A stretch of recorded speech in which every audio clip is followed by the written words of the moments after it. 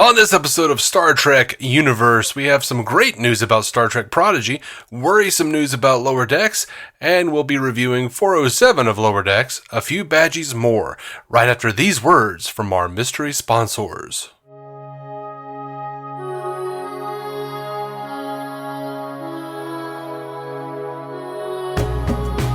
Welcome to Star Trek Universe, the podcast where we sit and chat about Star Trek all the time. My name's Matthew Carroll. I am David C. Roberson.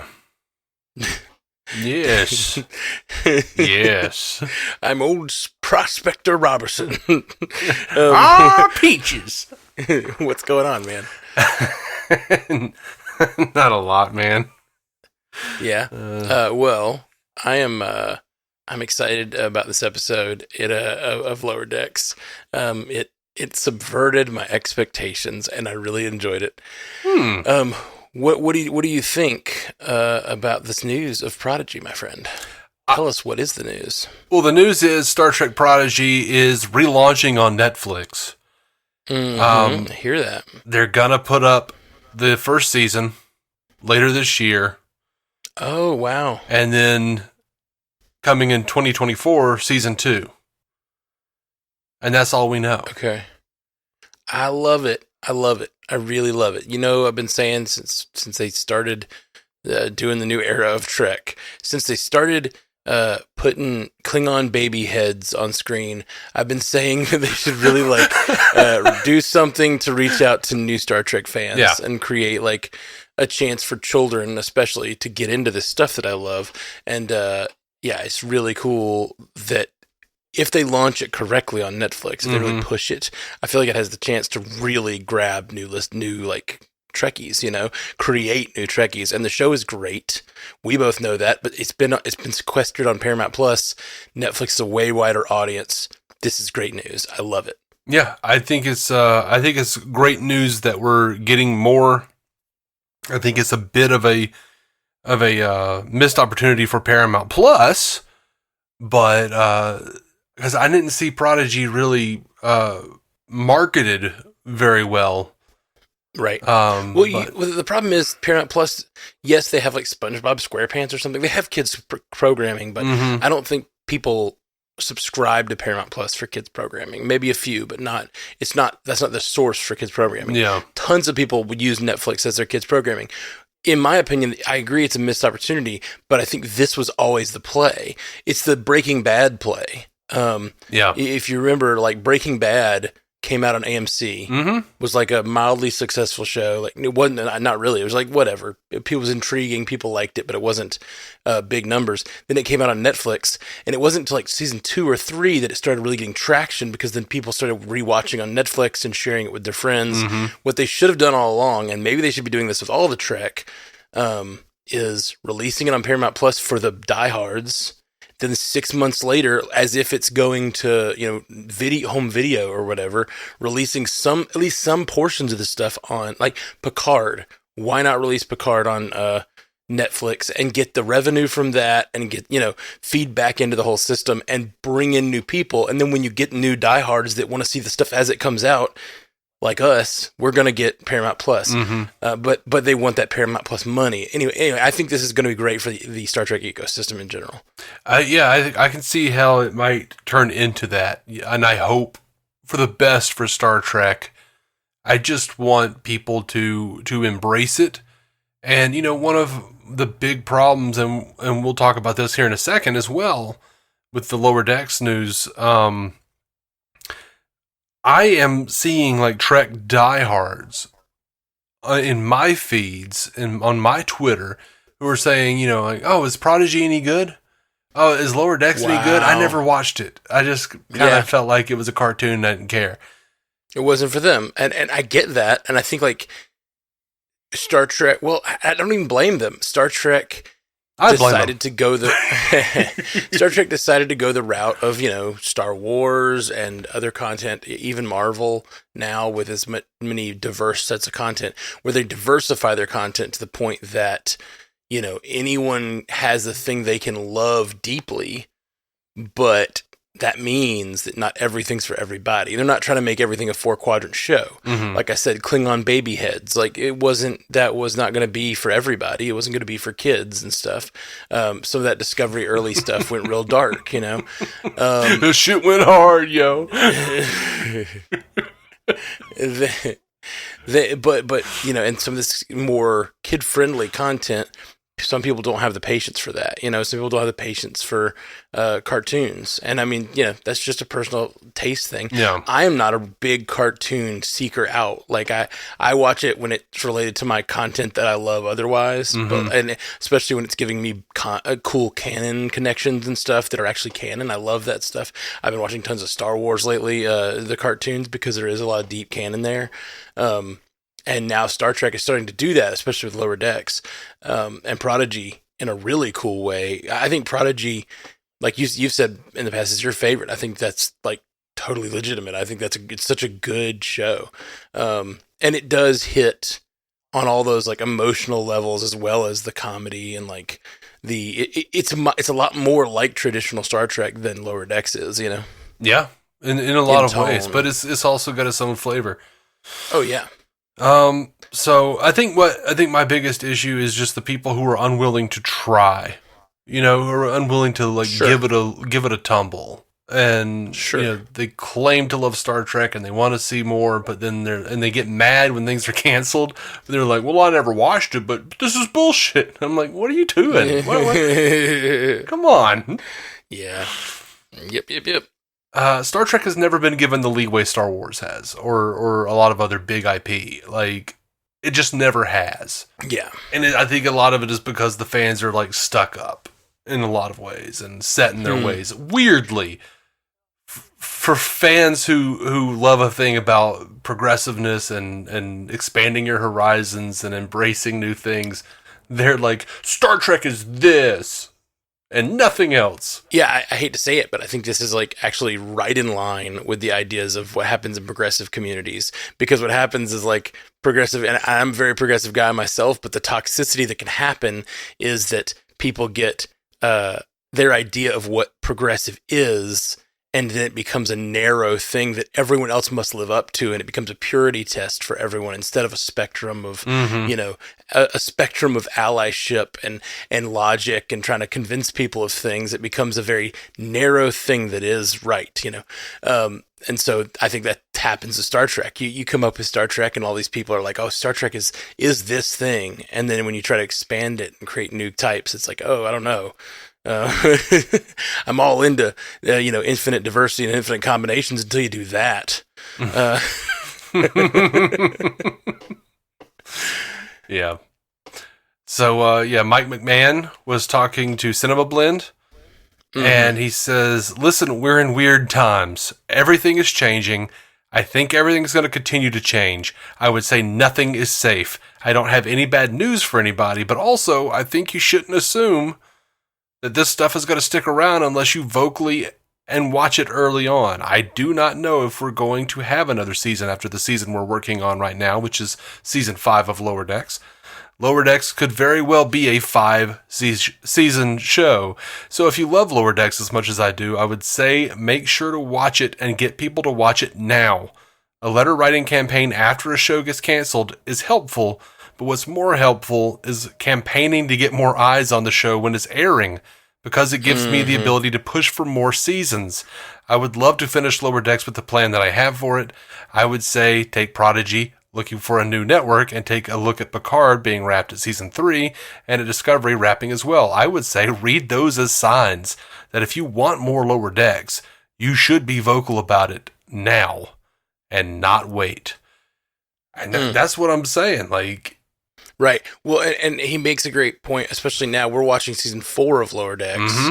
And because animation has a much longer tail of content creation, if they don't get that, if they don't see the numbers in season 4 and they decide not to pull the trigger on renewal right away, it's going to be middle of season 5 before they get started, if they do decide to start. And then you get that thing where you've got like a delay of a year because they don't, it's like, it really is important even though they've got another season that's being worked on, like we could lose the next season by not supporting season 4. And that sucks. Or worse, we might be in a situation where there's like, you know what, we're just going to take it off the platform and shop it around and see if, maybe you'll see season 5 at some point if we can get it on Netflix or something.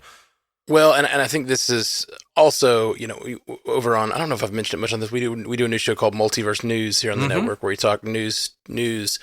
And the thing that I have found like really crazy is that we're calling it the merge purge. And it's just like when all these companies are merging and they just get rid of a bunch of content on their platforms. Yeah. It's been happening a ton on all these different platforms, and it's evidence of the unsustainability of the current models of these streaming platforms, and the fact that they just they're making too much content basically, and hopefully you can find the niches that work. But yeah, I just think that especially the way that Star Trek is making content, it needs to be more diverse in the eyeballs that it's collecting. And I think it would make more sense, honestly, if Star Trek wasn't sequestered behind Paramount Plus, if Star Trek was if Picard had come out on Netflix or on Amazon Prime or Hulu or any of the channels that like people have just because, it would have done better, and we would have had a more lively Star Trek conversation. We would have brought in more people to the Star Trek community, and we would have maybe seen more of that, and hopefully legacy will happen and we'll see even more of those stories. But yeah, I fear that it is, again, and we've been discussing this since we started this podcast, but like, I feel again, Star Trek is going to have like some casualties due to the format that it's on and the sort of, the times that are changing instead of even how good the content is, or even, it's more about, again, Paramount deciding to paywall things and try to put them behind come get UPN, it's just that old chestnut, man. How dare you make me think of that? A terrible time in our past. It was a terrible time.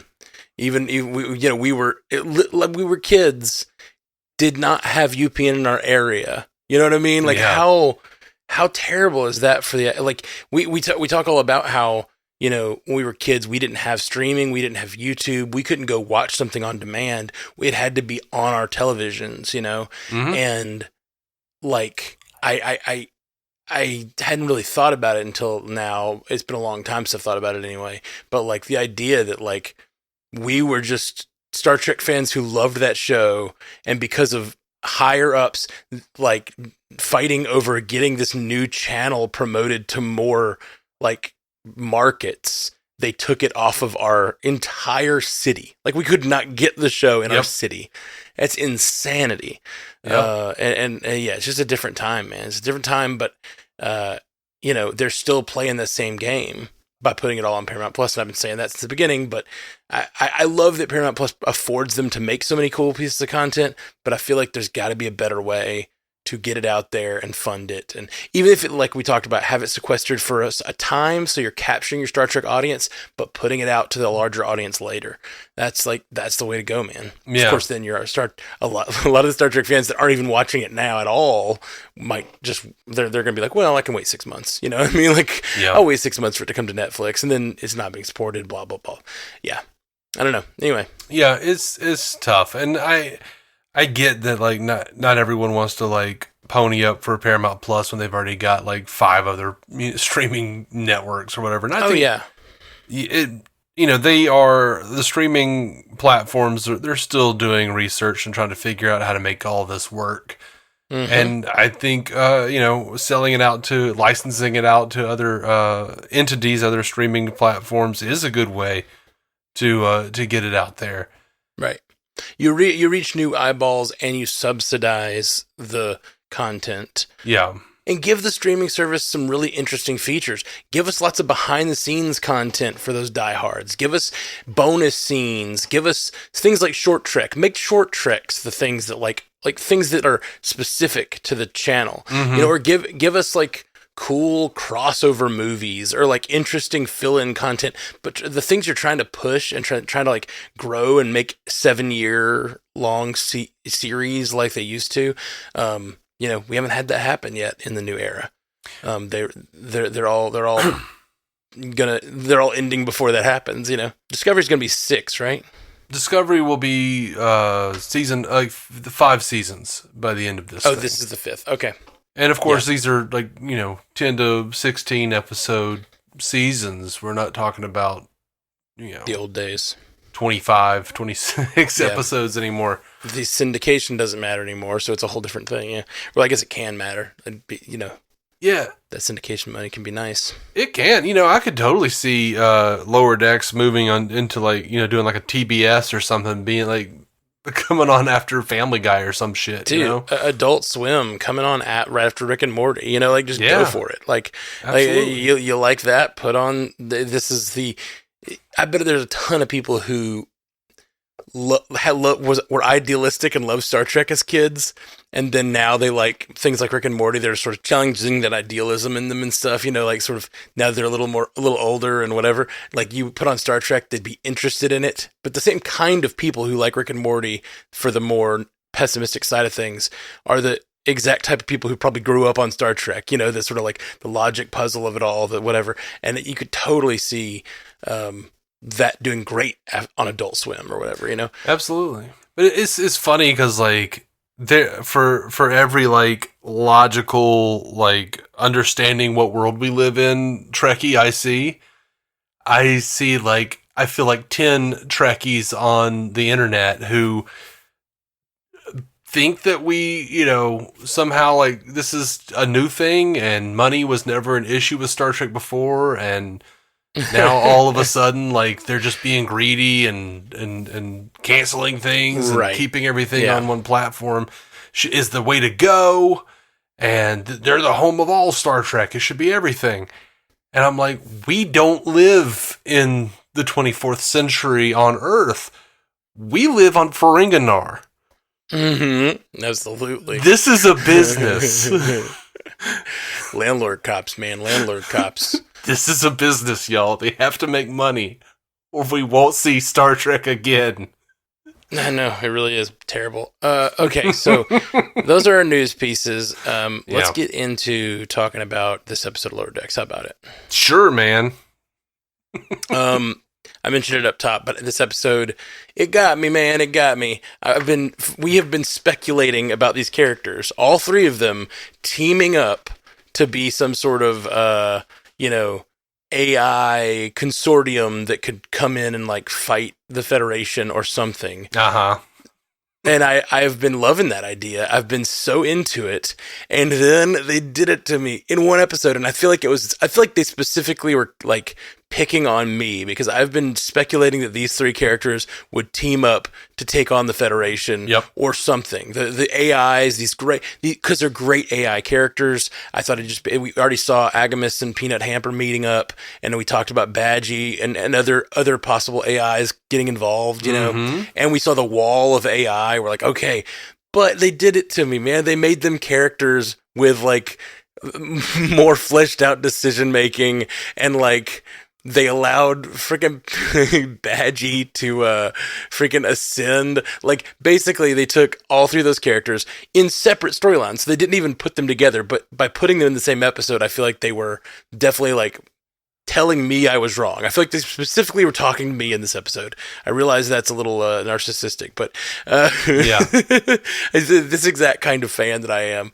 was so speculative about these villains but then they did the Star Trek thing of like, they're not villains. They just had their own thing, and now they can be reformed. Peanut Hamper can just want to be with her family, and AGIMUS can fall in love, and it can cause him to like make different decisions and be bored with conquering. He just wants to have a life and have a friend. And freaking Badgey, when given ultimate power, and ultimate knowledge, maybe he makes better decisions. It's just then decides to ascend rather than destroy.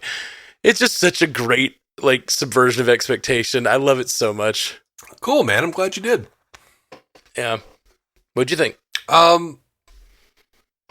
There were some really fun moments for me, but I just didn't get into it very much. I think I was also really kind of banking on this idea of them teaming up and there being something really cool.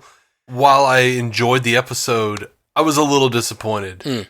But I appreciate it more thinking about it in the way you're talking about, with them subverting. I do like the idea that Mike McMahon is sitting around going, no, screw that guy specifically. We're going to prove him wrong. Well, and I'm joking about me, but I think there's a lot of people who are watching. I mean, the end of that episode, they set it up to be look at the two AIs teaming up with a wall of AIs. And then they had this other great AI character. So it was just this really easy thing to speculate about. So I know I'm not the only one out here who was talking about that. No. And so, I love, I just, and it's just so Star Trek. When Logicy,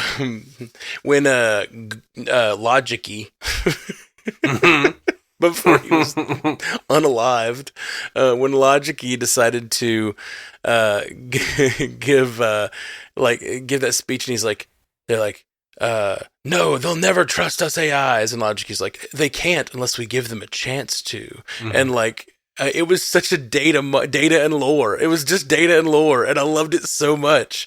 I will say this, though. I do think this episode was, and this happens on Lower Decks, when they tell a story that's a little more complex and more of a real Star Trek story kind of thing, where they're really trying to give us a full fleshed out storyline. This was not a funny episode. I always try to take notes on funny lines. Yeah. And there's a few. There's not that many though. This is not a funny episode compared to most Lower Decks. But the few that I noticed were just really funny. Yeah. Like what? Okay. So as far as subverting expectations, we not only did they make us think not only did they subvert the idea that the AGIMUS, Peanut Hamper, and Badgey would someday team up, they subverted the entire wall of supervillains and had them in group therapy. One of my favorite things was Tyrannochillicus. And the therapist, he's what I've come to understand is that instead of organics, what I really need to subjugate is my feelings. And they're yes, Lord Tyrannochillicus, breakthroughs like this are why we do group therapy. And he goes, I have conquered self-doubt and seized personal growth. Yes, I loved that. And I loved the ending. I forget exactly what he asks AGIMUS. He says something can you teach me to be friendly or something like that? I forget. Yeah, something like that. So, and AGIMUS, and he says, I don't know, Tyrannochillicus, but I can try.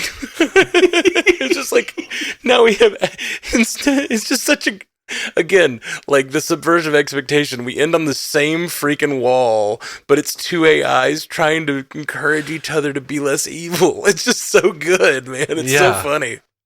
Yeah, that cracked me up. I loved Badgeys when he's attacking Cerritos and he's saying boop on the nose, all that shit. No, he's not. He's not saying boop. Is he? I think he's just saying on the nose, on the nose, on the nose. He keeps saying on the nose, and then they're on the Cerritos going, if he boops us one more time, we're done for, or something like that. Yeah, he's yelling boop. On the nose! Boop on the nose! I didn't hear him yell boop. And Shax goes, he's bypassing our shields. We can't take any more boops. The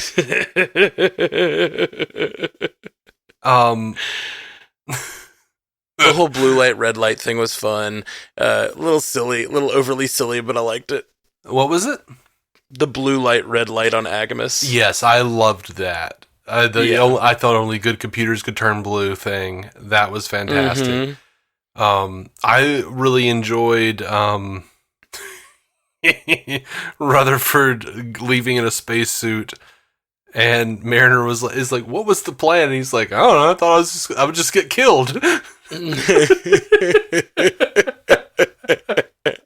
That's really, really, really good. There were a few really good bits. Oh, for sure. For sure. I just didn't think it was as rife with comedy as normal, but it's because it's sharing time with a lot of like personal growth for the computers. Yeah. I just love it. I love it so much. Just the whole existence of Badgey. Like I'm really excited about the existence of Badgey. Yeah. I'm happy that he got to stick around. I was sad about Logic dying. Yes, me too. What I thought was going to happen was that this subverted my expectations multiple times, because when Badgey and Badgey separate, and he's just Badgey, and then so he's just bad, and then they separate the Logic from him.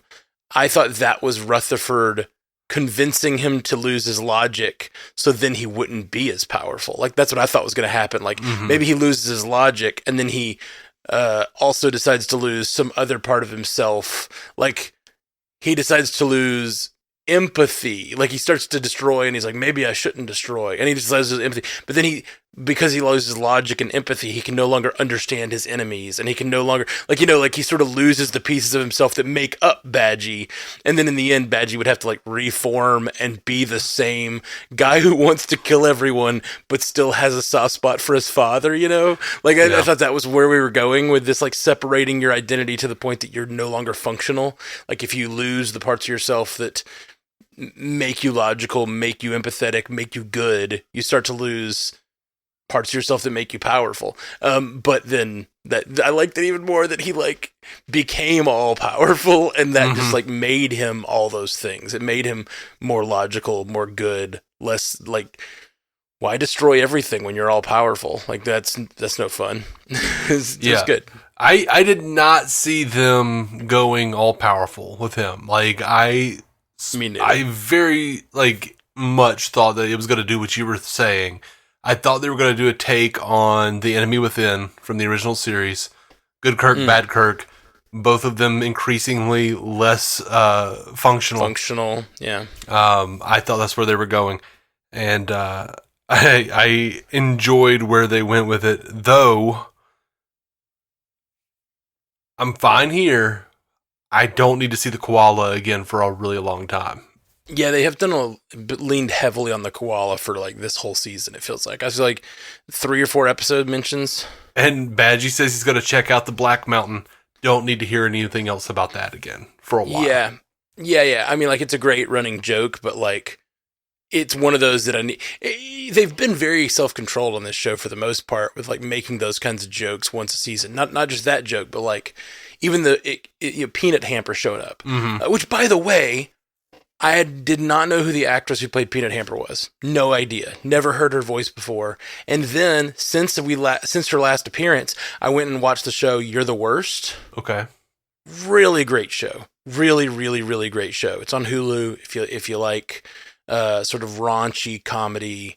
It's raunchy but heartfelt comedy. It's really, really good. It's a relationship show, but she is on that show as a main character. And now that I've seen that, like, whatever 5 seasons of You're the Worst that I watched this year, I went on and like watched it. I could not unhear that that's her.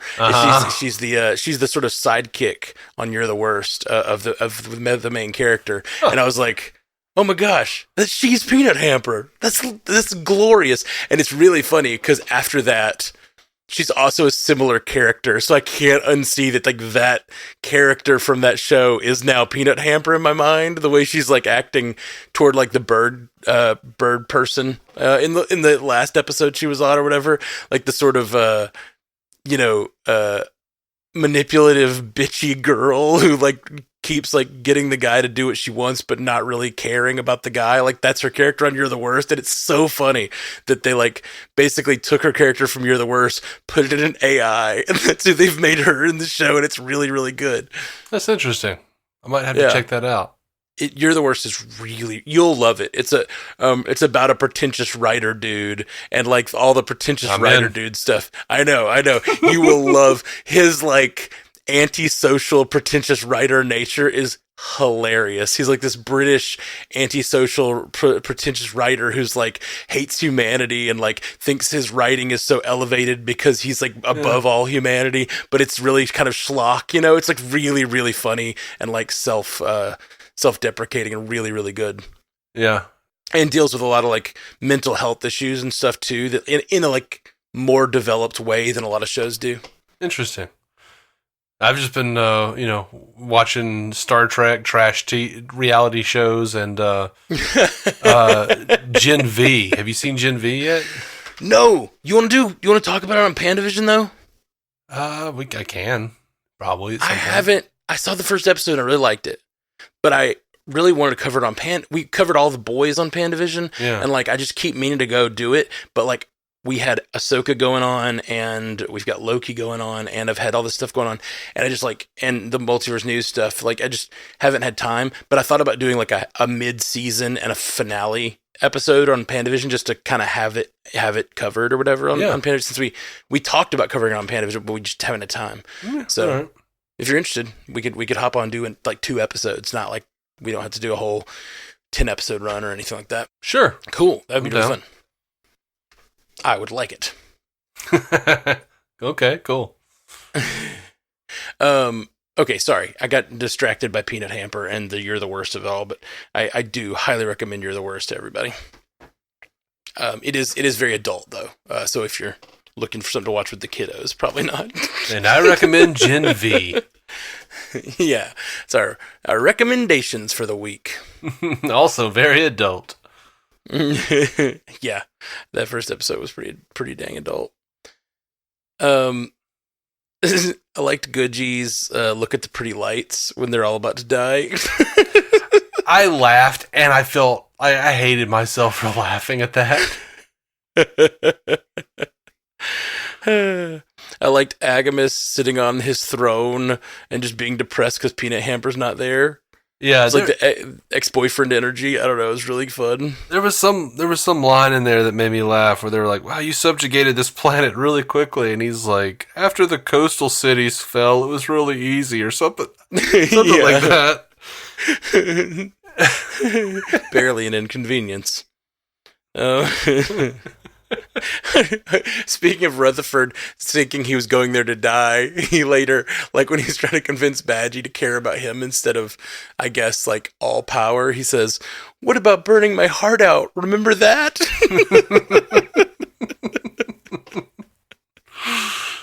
And the final thing I have in my notes, which I really liked, was in the end, they've got Goodgie, and he's the AI, and they're like, or the AI targeting system, and he seems like a good guy. But then he has that shock, and he goes into loading, and his loading face is just so sour. Like, he's still Goodgie, but like he's got a really scary loading face, and I thought that was a funny gag. Yeah. They're like, That was funny.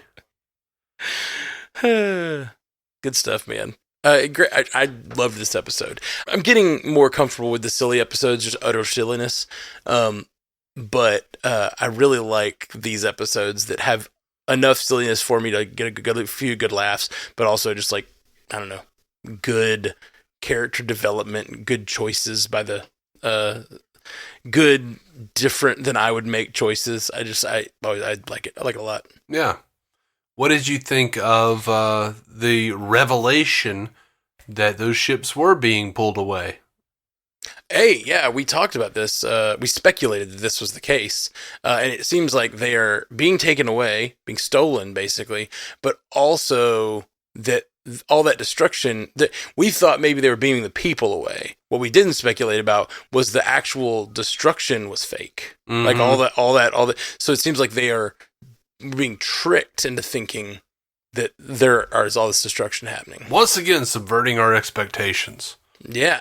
I dig it.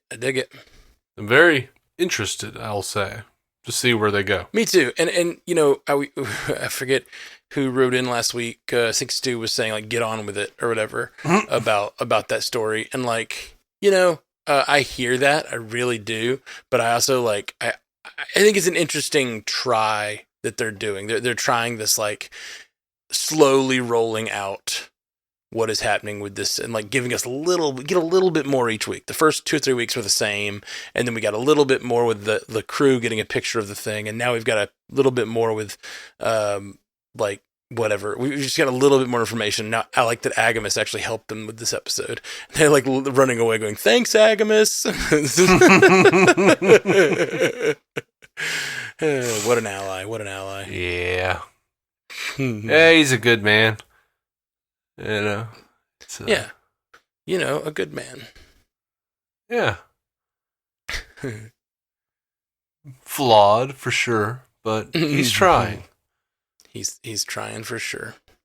You have anything else about this episode, man? Oh, I was going to mention Kether Donahue is apparently the Peanut Hamper actress, and I really love her on You're the Worst, and I love her on this show. So I just want to give her a shout out. Kether Donahue, really, really great. All right, cool. Well, we've got one feedback from you know who. I'm guessing it's Stu. Get it in that quick.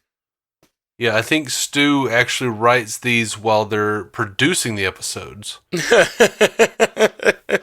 Yeah, we actually doing this at we started recording at 7:30 in the morning on the day it dropped, which is I like. We can do it. We can stay on top of these things. It's like if we don't do that, because of the weekend, I'm a musician and I work on the weekends, and so like if we don't do it on Thursday, we don't do it until like the next week, and then it's like 2 days before the next one drops. I like getting these out of the way. I don't mind. You don't mind the middle of the next week? Not when it means I have to be awake at 7:30 in the morning. But yeah, that's fair. Damn Did you stay up all night? Did you stay up to do this? Yeah. Oh, I didn't realize that. Yeah. Gotcha. Yeah, no, I have to get up at 6 to take I know. my niece to the bus. So I could have done it later, but I just couldn't do it as late as you needed to do it tonight. Mm-hmm. Yeah. Yeah. Well, I've got other things to do today, but I'm going to take a nap. Yeah, good. Well, what's Stu got to say? All right. Well, his email is titled Dr. Badgehatton, which I love because while I was watching the episode, I did think when he ascended, started to ascend, I was like, man, I really wanted him to have the little circle dot on his head like Dr. Manhattan from Watchmen. Yeah. Oh yeah, or just like a little badge there or something. Yeah, like and maybe like a big blurred out schlong. that I would have liked. That I really would. A big blue blurred out area. But good. Yeah. But yeah, so Stu says, "Hello. Prodigy Season 2 to Netflix. Looks like I'll be getting that inevitable going rogue plotline after all. How will that affect interconnectivity with the other Star Trek stuff on Paramount Plus, though?" It's a good question. That is a good question. I would assume they're still all being made by the same production company stuff, right? Yeah, but I don't think there's a lot of connectivity anyway. Yeah, they're sort of like sitting in a weird place in the timeline. I mean, they're not far off in the timeline from Lower Decks, I don't think. Yeah, I don't think so. But maybe they're a little later, I think, if I'm remembering the timeline correctly. Maybe. I don't know where they are. Because Janeway isn't that much older. Well, she's a little older, but not that much. Maybe this is like right in line with Lower Decks. I don't know. Yeah, I don't know. Anyway, Stu continues. Progress on the ARC plot. Let's go. Okay. On the ARC plot? Sorry, I don't know what he's talking about. I was waiting to understand. The overarching plot. The I was ship. Like thinking, I heard ARC ships. And I was thinking like ARC as in like Anna, like Noah's Ark. Yeah. And I was like the ARC plot, and then I thought maybe he meant like the like Daystrom Station where they have all the and I was like, have they called that the ARC at some point that I missed? Sorry, yeah. The overarching plot, I understand now, and I've wasted way too much time. Please continue. No, it's fine. You just have to think narratively and not biblically. Yep, you're right. Stu says, splitting the team in two with each concerned with the mystery ship. I'm sure this won't lead to any apparent deaths. I want to see how Badgey would look in a live-action series. Yeah, me too. Either extremely goofy or a terrifying abomination. I think he wouldn't look that much different. I think he'd look similar because I think it's a holodeck program, so like he'd just be like a cartoon. Yeah, like I totally see like a Roger Rabbit style episode of oh my gosh, please give me a Roger Rabbit style episode of Strange New Worlds where we've got a Badgey that has ascended and has gone back in time and like bouncing around with those guys. Yes. That'll never happen. That is way too niche. The thing I love about Badgey is he's totally just like Microsoft's Clippy, but in the future. Oh yeah. Oh, for sure. Well, that was the joke to begin with, but then it's like expanded to this whole character that's now ascended. Yeah. In live action, he's played, of course, by Brent Spiner. And yeah. He ruins it. Here's all I want. If they ever do live action Badgey, I just want a Easter egg on a Travelers show. Okay. Like the ascended beings, they're like meeting in some ascended being warehouse or whatever, like talking about what they're gonna do, and then you just see like a Badgey float by in the background, like a blue Badgey. Hell yeah, I'd take that all day.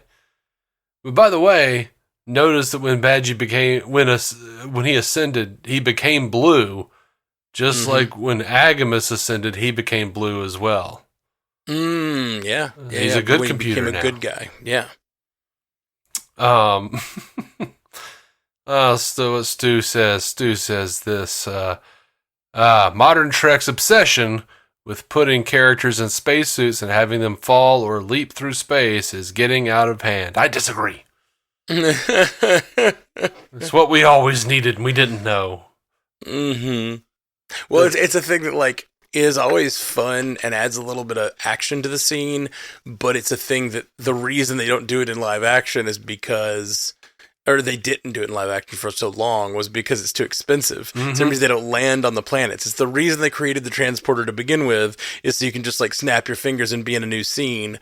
But now we have the budget to make those things happen, so they do them more often. Yeah, and the motion picture opened a door. It was slow going, but Spock, damn it, was jetting through V'ger, buddy. That scene was slow going, all right. Whoo, Lord. Stu says, are those bindings really necessary? AGIMUS can't move, though it does make it look like he has a mustache. Well, you say AGIMUS can't move, but when he was depressed about Peanut Hamper, he did just fall flat on his face out of that throne. Gotta make sure he doesn't fall flat on his computer face. Yeah, you got to. Neurocene gas sure is slow acting in lower decks. Yes, it is, and I'm okay with that. Modern Trek's obsession with having the entire Federation network infected with a malicious virus or infection of some sort is getting out of hand. I give even odds that Discovery's final season will have something like this too. No, they're looking for treasure, Stu. This is all a what is it, a MacGuffin? Yeah, I don't mind it so much in this like momentary thing in an episode like this. It's fine. I don't really like it as like an overarching season arc. It is getting old to have that, I mean, just the entire galaxy at threat every season is as we've discussed, wearing on us. Well, I mean, he's talking specifically about Federation network infected with a malicious virus or an infection of some sort. So I'm thinking more like Control. Yeah. Or, look, man, I was sick of it when Live Free and Die Hard did it. Like, yeah, man. I was like, oh, God, they're doing like a hacker plot? And I was especially sick of it by the time Johnny Depp's Transcendence happened. That was a terrible film. Indeed. He was basically Badgey. He just uploaded his brain to the internet. All right. And ended the world. It was terrible. Never seen it. Don't. For the love of merciful Christ, don't watch Transcendence. All right. Thank you. Are you Dave from the future telling me not to watch Transcendence? You just don't know what'll happen. I'm like Barry in the Batman v Superman. I'm like, am I too early? This is too soon, right? Yeah. Don't watch Transcendence. All right. Stu says, look, AGIMUS and Peanut Hamper are opposite gender friends who don't have to get romantic. It's not that hard. I don't know if that's totally true either, though. Well, no, when he was talking to Peanut Hamper's dad, he said, "No, we're just friends." Yeah, I know, but that seemed like I don't believe him. Exact same. Yeah, I don't believe him either. Like, yeah. I think that's what Stu's talking about, though. Oh yeah, I know, but okay, yeah. It just I can't tell what Stu's tone is here because it sounds like he's making the case that like last week they had to make it seem romantic and this week they're not, and I'm like, I don't think that's the case. I think it's still.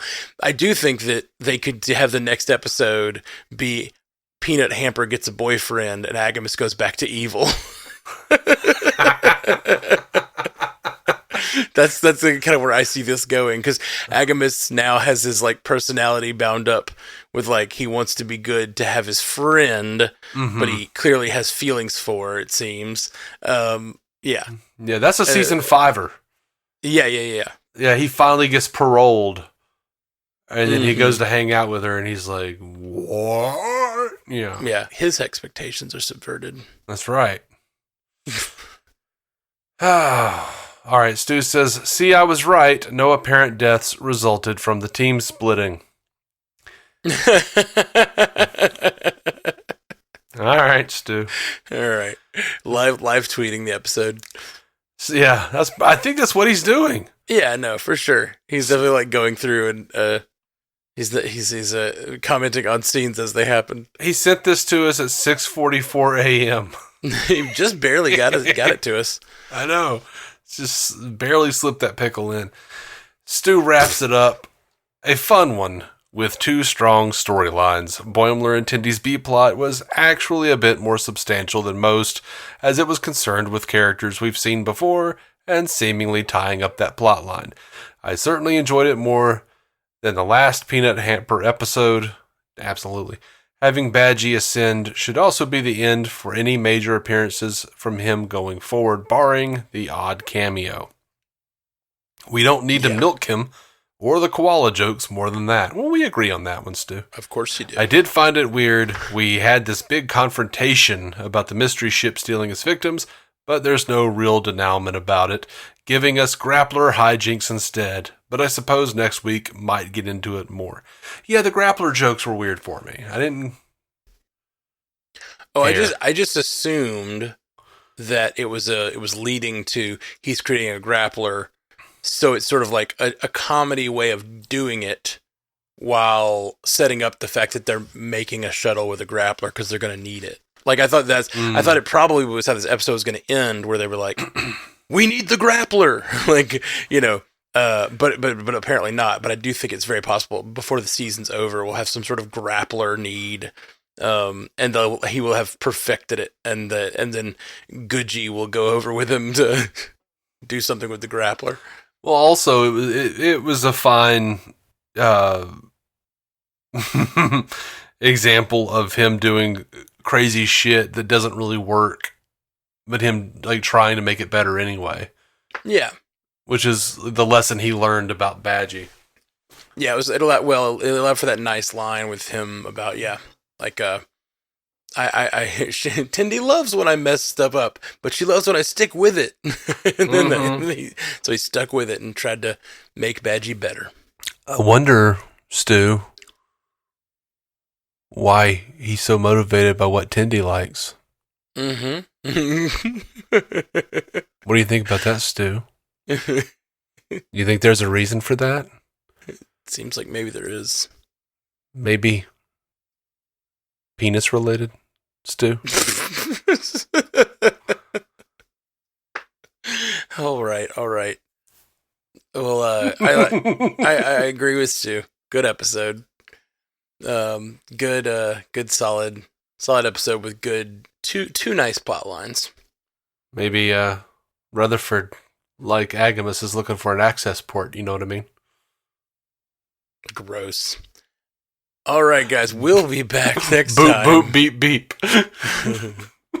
You remember that from Conan? The robot is like, boop, boop, beep, beep. And he's got like the giant cod piece, like the big metal cod.